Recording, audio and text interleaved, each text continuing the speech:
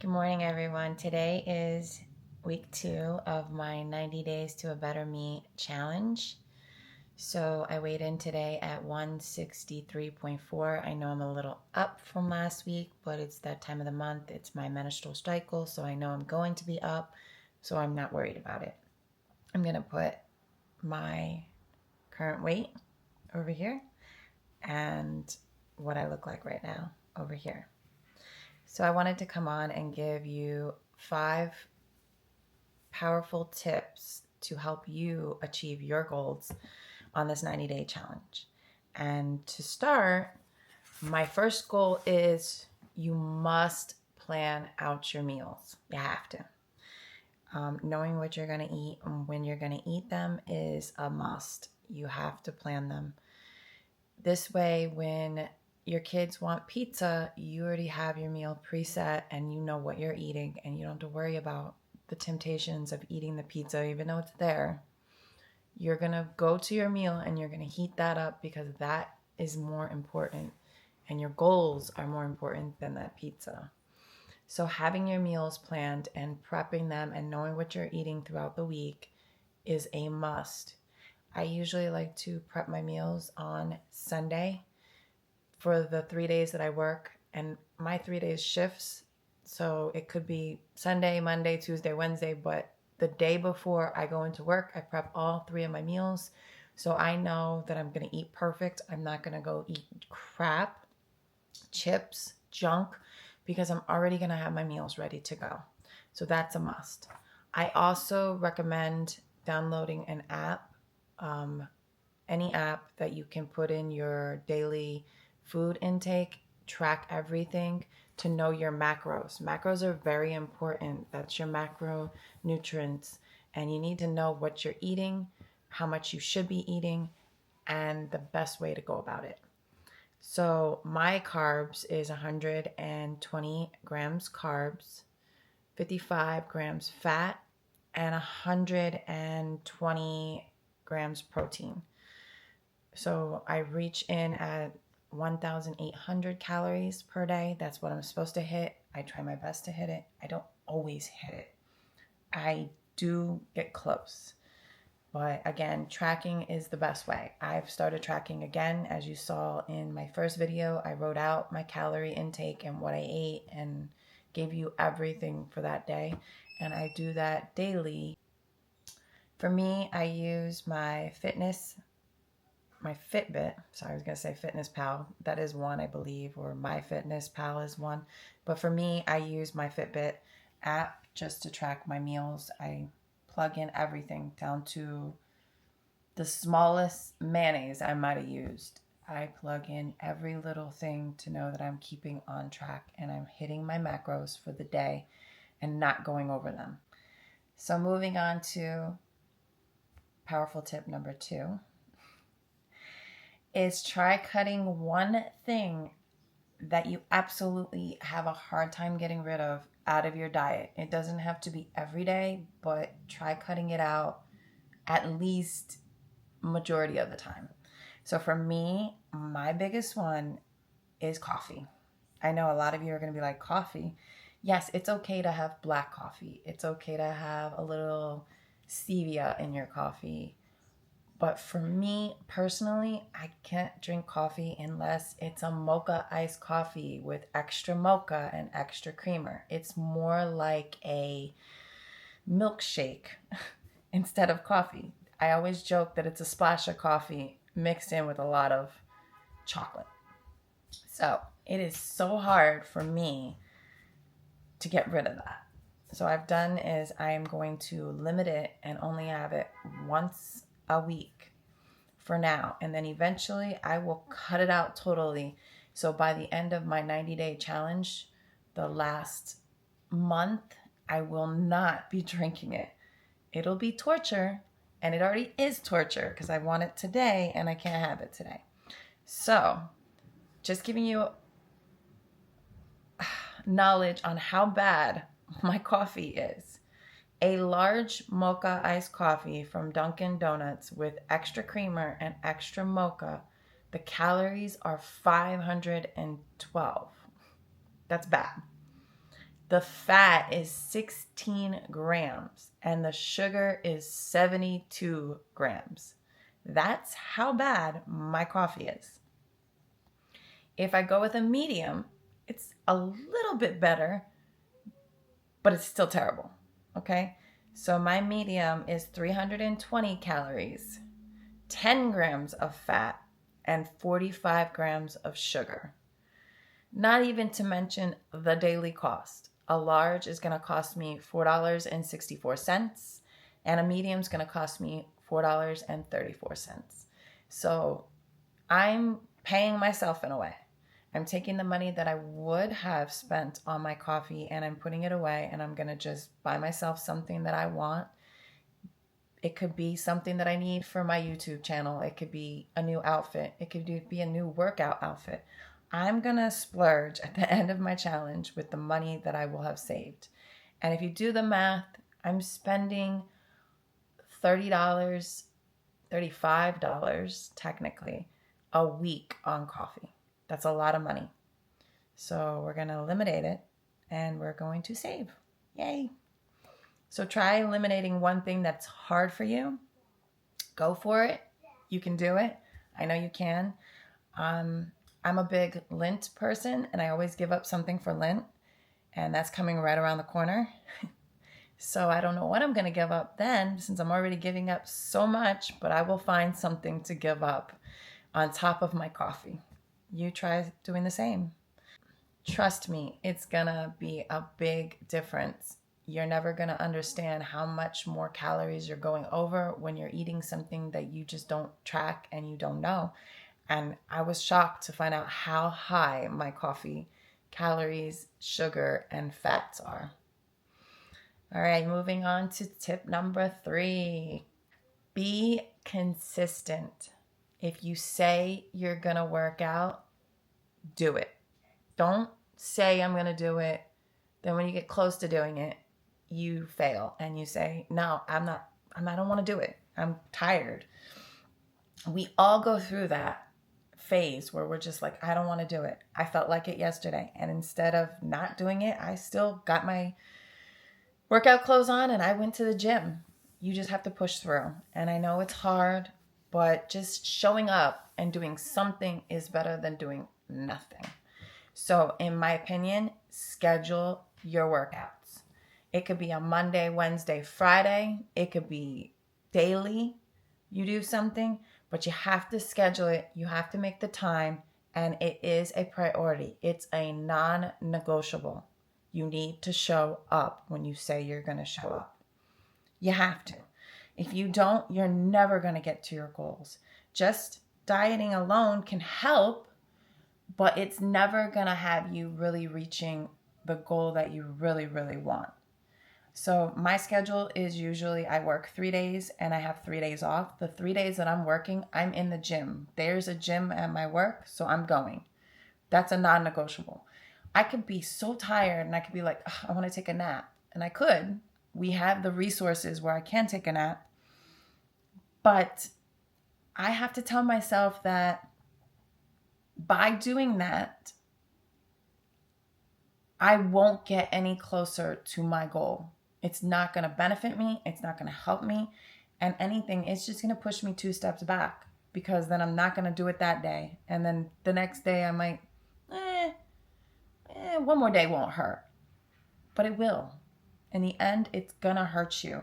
And you're going to wish you put your gym clothes on. You're going to wish you got up and you went to the gym.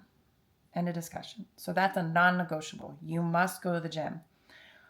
On my days off, as you saw in my first day of my challenge, I go for a run and I work out at home. I do a workout on YouTube. I find any workout that I'm feeling for the day. It might be abs, it might be total body, it might be arms, legs, whatever it is. I'm doing it for 20 to 30 minutes at home. Simple as that. I have at home weights and I use them. So it's doable. I do allow myself 1 to 2 days of rest. Not always 2, but at least 1. Today is my rest day. I'm resting today. I decided I didn't feel like working out today, so I'm not going to. But I do go for a walk for 30 minutes. Every day I'm off and I'm resting, I'm walking 30 minutes minimum. Sometimes I go longer, sometimes I don't. So today I live close to a lot of stores. I'm around 6 or 7 blocks from a Target. I have to go to Target. So instead of getting in my car, driving, trying to find parking, which there's no parking in Queens, New York. If anybody knows, I bet there's a lot of people that live here. No, there is no parking. So I'm not moving my car. It's going to stay there until I go work on, it's today, Tuesday, Wednesday, Thursday. Thursday I go back to work. My car will stay there for 2 days. I don't care. So I'm going to walk to the Target. But that is my walking exercise. And that's another non-negotiable. I do it on my days off. I don't care how tired I might be. I'm going to put on some clothes and go for a walk. It's simple. It's easy. Start simple and get better and go and move forward and higher and then go to the harder stuff. That's all we can do. All right, lesson or tip number 4 is going to be, do not listen to the scale. Do not. You can use the scale as a guide, but I recommend you not using the scale. The only thing it's going to do is discourage you. There are going to be days that you're going to be 2-3 pounds higher and 2-3 pounds lower. Look at me.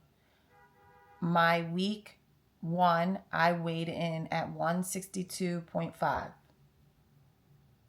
My week 2, I'm weighing it at 134. Oh, I'm sorry, 163.4. Sorry, I don't know where I got that from.